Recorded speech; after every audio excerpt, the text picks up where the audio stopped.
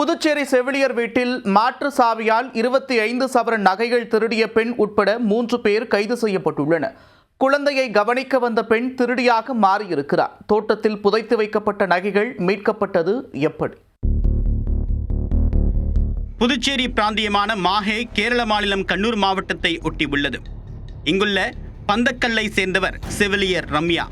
இவர் வழக்கம் போல் கடந்த 25ஆம் தேதி இரவு பணிக்கு சென்றுள்ளார். மறுநாள் வந்து பார்த்தபோது வீட்டுக்கதவு உடைக்காமல் அலமாரியில் இருந்த 25 சவர நகைகள், செல்போன், சவுதி அரேபியா பணம் ஆகியவை திருடப்பட்டு இருந்தன. திருட்டு குறித்து மாஹே பல்லூர் போலீசார் நடத்திய விசாரணையில் சாவி மூலமாக கதவை திறந்து நகைகள் திருடப்பட்டு இருப்பதை உறுதி செய்தனர். சாவியை யாரிடமாவது கொடுத்தீர்களா என்று செவிலியர் ரம்யாவிடம் கேட்க திருடர்கள் குறித்த தகவல் போலீசாருக்கு கிடைத்துள்ளது. குழந்தைகளை பார்க்க தனியார் அமைப்பு மூலமாக ஷைனி என்ற பெண் வந்ததாகவும், அவர் குழந்தைகளை கவனிக்காமல் போன் பேசியபடி இருந்ததால் அவரை வீட்டிலிருந்து அனுப்பிவிட்டதாகவும் ரம்யா தெரிவித்துள்ளார். மேலும் ஷைனியிடம் ஒரு மாற்று சாவி கொடுக்கப்பட்டிருந்ததாகவும், வேலையை விட்டு நிறுத்திய போது அந்த சாவி தொலைந்து விட்டதாகவும் ஷைனி தெரிவித்ததாக போலீசாரிடம் தெரிவித்துள்ளார் ரம்யா. ஷைனியின் இருப்பிடம் குறித்து விசாரித்த போது அவர் தலைமறைவாக இருப்பதை போலீசார் கண்டுபிடித்தனர். அவருடைய செல்போன் எண்ணை வைத்து விசாரித்த போது குற்றம் நடந்த நேரம் அவருடைய கணவர் திலீப், கணவரின் தம்பி தினேஷ் ஆகியோரிடம் ஷைனி தொடர்ந்து பேசியது தெரிந்தது.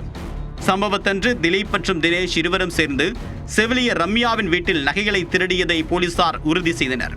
தினேஷை பிடித்து அவர் வீட்டு தோட்டத்தில் புதைத்து வைக்கப்பட்டிருந்த 15 சவர நகைகளையும் போலீசார் மீட்டனர்.